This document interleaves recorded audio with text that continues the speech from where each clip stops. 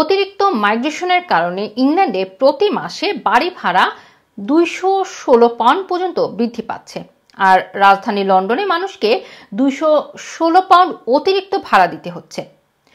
Onward নামের একটি think tank গবেষণা করে এমন তথ্য জানিয়েছে।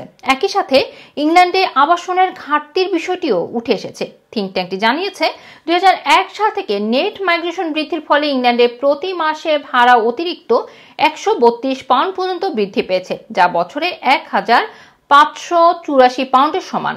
রাজধানী লন্ডনে অতিরিক্ত মাইগ্রেশনের কারণে বাসিন্দাদের প্রতি মাসে অতিরিক্ত 216 পাউন্ড এবং বছরে 2592 পাউন্ড ভাড়া গুনতে হচ্ছে।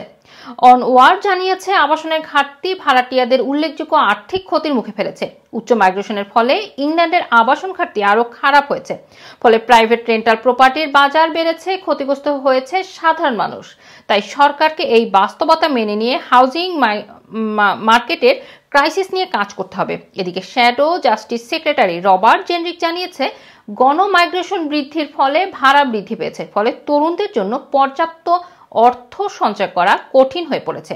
এতে তারা অর্থ জমিয়ে নিজেদের জন্য বাড়ি কিনতে পারছে না। জাতীয় পরিসংখ্যান অফিসের তথ্য অনুসারে যুক্তরাজ্যে আগমনকারী এবং ছেড়ে যাওয়া ব্যক্তিদের মধ্যে পার্থক্য বা নেট মাইগ্রেশন গত 5 বছরে বৃদ্ধি পেয়ে 2,60,000 হয়েছে। 2024 সালে ফরেন ওয়ার্কার এবং ফরেন স্টুডেন্টদের সাথে তাদের পরিবারের সদস্যদের আনতে নিষেধাজ্ঞা দেওয়ার পর মাইগ্রেশনের পরিমাণ ব্যাপক কমে গেছে।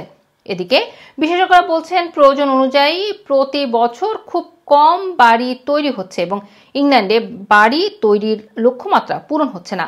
2001 সাল থেকে ইংল্যান্ডে 4.5 মিলিয়ন বাড়ি তৈরি হয়েছে, যা প্রয়োজনের তুলনায় অনেক কম। তাই সংকট রয়েই গেছে।